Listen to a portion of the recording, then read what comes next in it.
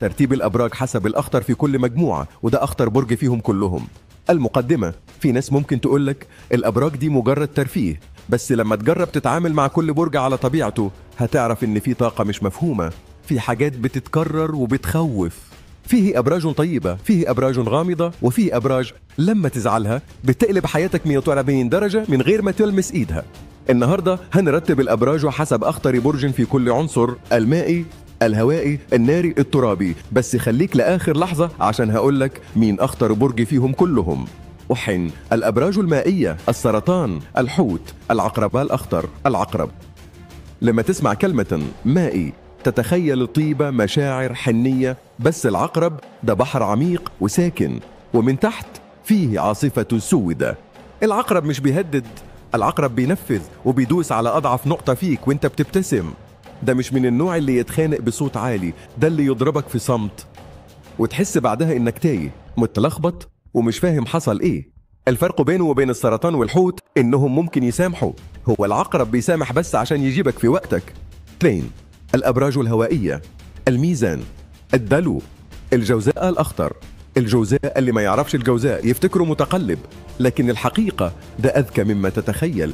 الجوزاء هو العقل اللي دايما شغال، عنده قدرة انه يقنعك بفكرة ويخليك تدافع عنها كأنها فكرتك.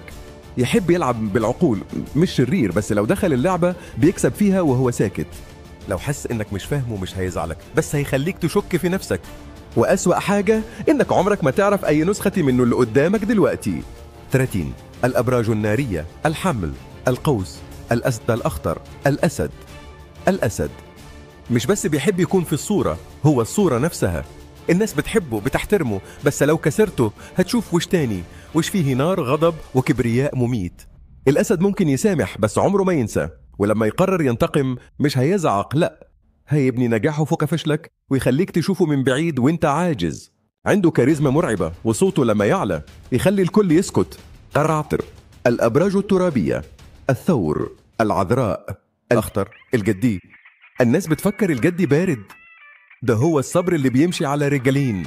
الجدي ممكن يشتغل سنين عشان يحقق هدف، ولو كسرته في النص مش هيرد عليك فورا، هيسيبك ويكمل في سكة تانية، بس في الآخر هيخليك تشوف إنك خسرت حاجة مستحيل تعوضها.